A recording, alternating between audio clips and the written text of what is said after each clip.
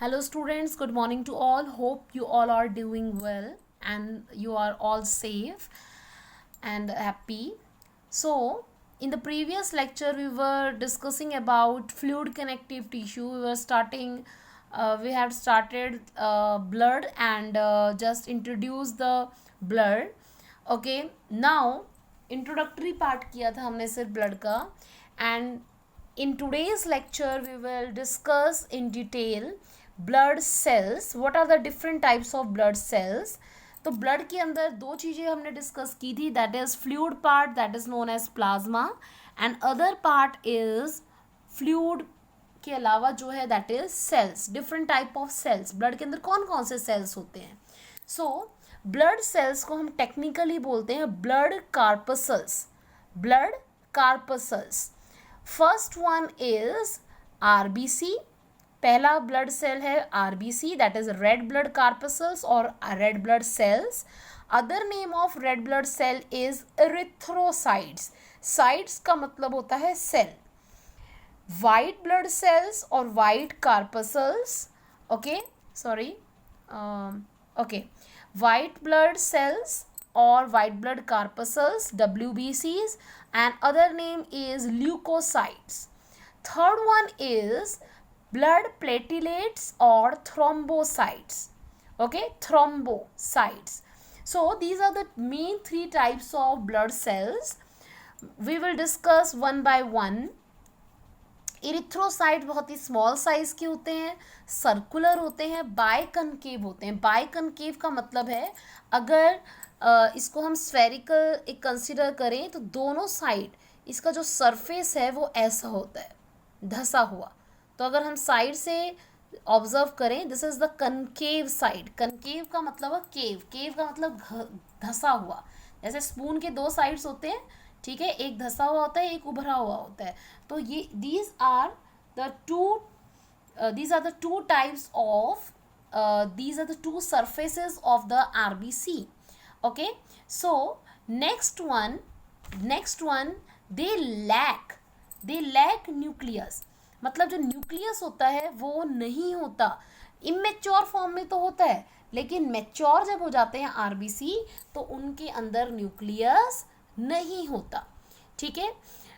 Next one, कितना होते हैं आरबीसीज? 5 मिलियन पर क्यूबिक mm. ठीक है, पर क्यूबिक mm इतने मिलियंस होते हैं आरबीसी ब्लड में. ठीक है. नेक्स्ट ब्लड जो आरबीसी होते हैं, अगर से इट इज़ एन आरबीसी तो आरबीसी के अंदर एक प्रोटीन होता है आयरन कंटेनिंग प्रोटीन जिसको बोलते हैं हीमोग्लोबिन. हीमोग्लोबिन का काम है एक तो ये इसका पिगमेंट, ये कलर रेड कलर प्रोवाइड करता है blood, that is because of RBC के अंदर हीमोग्लोबिन होना. ठीक है. और दूसरा इसका काम है it helps in the transport of gases.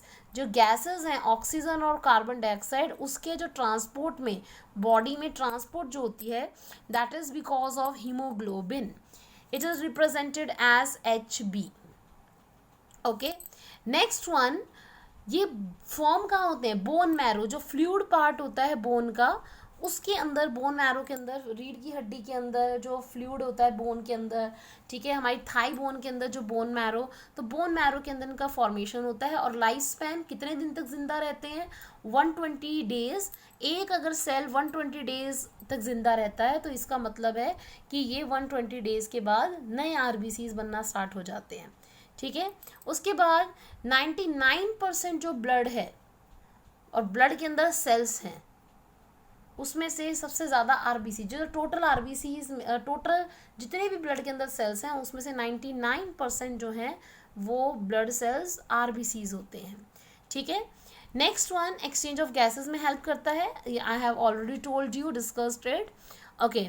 Next one, डब्ल्यूबीसीज को बोलते हैं soldiers of the body to fight against bacterial infections और जो भी पैथोजन है डिजीज कॉज करने वाला तो उसके अगेंस्ट फाइट करने वाला, या सोल्जर जैसे लड़ने जाते हैं ऐसे ही हमारी बॉडी के अंदर WBCs लड़ते हैं बैक्टीरियाज और वायरस के अगेंस्ट.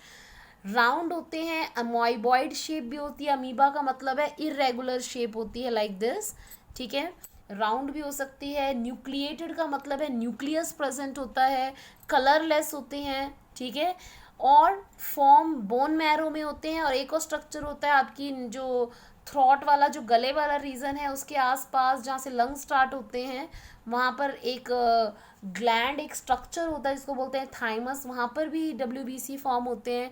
एक स्ट्रक्चर होता है spleen, that is near the stomach, उसके अंदर भी डब्ल्यूबीसीज फॉर्म होते हैं। डिफेंस मैकेनिज्म का मतलब है लड़ने के लिए जो है आपकी जो बैक्टीरियाज वगैरह है, जो भी फॉरेन पार्टिकल्स हैं, उसके अगेंस्ट एंटीबॉडीज़ कुछ ऐसे प्रोटीन्स बनाते हैं जो उनको किल कर दें।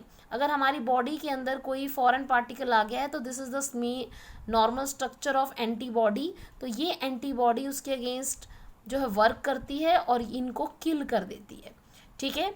और बहुत सारे टाइप्स होते हैं डब्ल्यूबीसीज के। से an example eosinophil, neutrophil, basophil, monocyte, lymphocytes. हम इसको डिटेल में नहीं करेंगे because it is in the higher classes. तो डब्ल्यूबीसीज के बहुत सारे टाइप्स होते हैं, सो दे आर 2 टाइप्स और उसकी बहुत अलग अलग एग्जाम्पल्स हैं, ठीक है।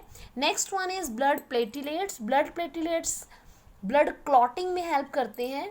ब्लड क्लॉटिंग कब, जब किसी को कोई इंजरी हो गई है या in case of any wound, कोई घाव हो, कोई घाव का मतलब है सिंपल इंजरी ही कंसिडर करो, किसी को चोट लग गई है, ब्लीडिंग हो रही है, तो उस ब्लीडिंग को रोकने के लिए ये जो ब्लड प्लेटिलेट्स होते हैं, these helps in the blood clotting, clot बन जाना, ब्लड का क्लॉट बन जाना।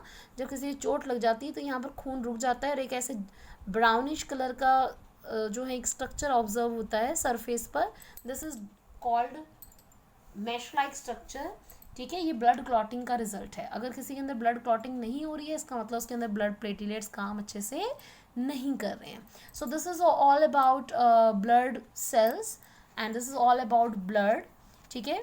Next we will discuss lymph, okay. In the next lecture we will discuss about the lymph. Okay students, thank you.